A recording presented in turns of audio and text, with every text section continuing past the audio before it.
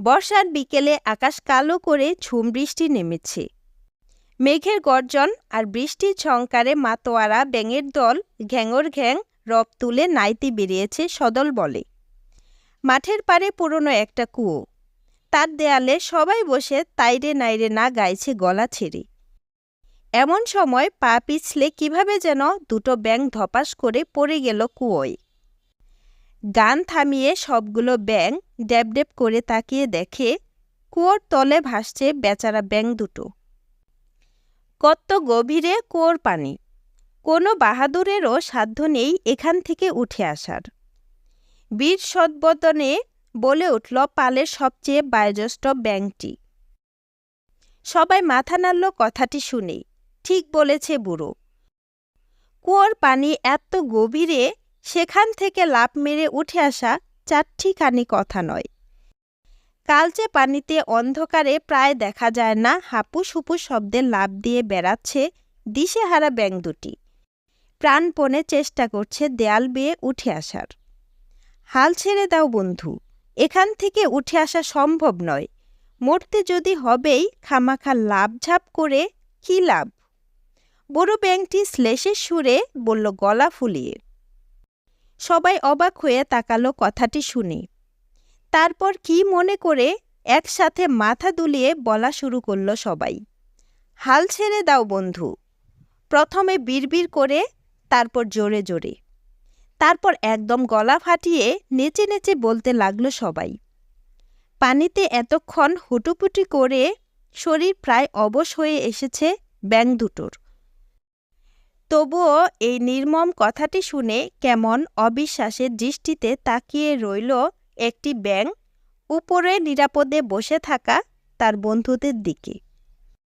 টের পেল তার শরীর ভার হয়ে আসছে, একটু একটু করে তলিয়ে যাচ্ছে পানিতে। শেষবারের মতো ঘ্যাং করে অস্ফুট একটা ডাক ছেড়ে তলিয়ে গেল বেচারা। বিস্ফোরিত চোখ জোড়ায় একরাশ হতাশা আর অনেকখানি বেদনা নিয়ে অন্ধকারের অতলে মিলিয়ে গেল চিরদিনের জন্য। অপর ব্যাঙটির অবশ্য কোনো দিকে ভ্রুক্ষেপ নেই, সে উন্মাদের মতো লাফিয়ে বেড়াচ্ছে কুয়ো জুড়ে। ব্যাঙগুলো এতক্ষণে যেন একটু বিরক্ত হয়ে উঠেছে। তারা আরও জোরে জোরে বলতে লাগলো সমস্বরে, হাল ছেড়ে দাও বন্ধু। উত্তরে ব্যাঙটা আরও দ্বিগুণ উৎসাহে দাপাদাপি জুড়ে দিল এবং সবার চোখ ছানাবড়া করে দিয়ে এক লাফে উঠে আসলো কুয়োর দেয়ালে। চোখ ঝলমল করছে তার বিশ্বজয়ের আনন্দে। হাঁপাতে হাঁপাতে ছুটে জড়িয়ে ধরল সে পালের গোদা বুড়ো ব্যাঙটিকে। কি বলে ধন্যবাদ জানাবো আমি তোমাদের? মৃত্যু আমাকে গ্রাস করতে এসেছিল, তোমরা পুরোটা সময় আমাকে উৎসাহ জুগিয়ে না গেলে অনেক আগেই হয়তো হাল ছেড়ে দিতাম। ব্যাঙেরা কথা শুনে অবাক হয়ে মুখ চাওয়াচাওয়ি করে। বুড়ো ভেবাচাকা খেয়ে বলতে যায়, কিন্তু আমরা তো আসলে।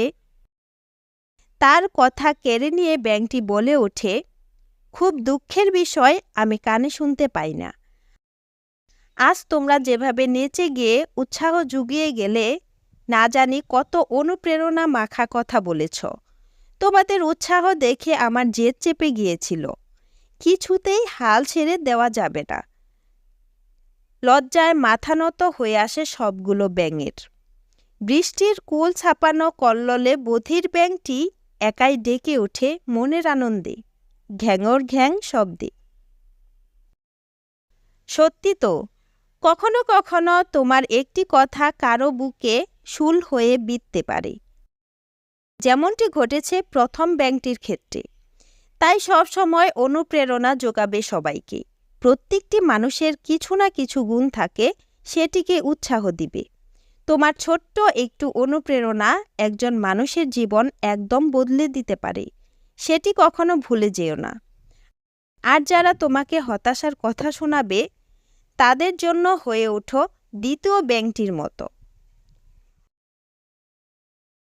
হতাশা একটি বিলাসিতা, সুতরাং কেউ তোমাকে এসব শোনাতে আসলে সেগুলো এক কান দিয়ে শুনে আরেক কান দিয়ে বের করে দিবে।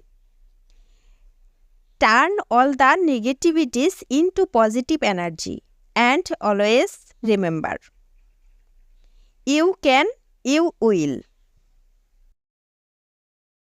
ধন্যবাদ।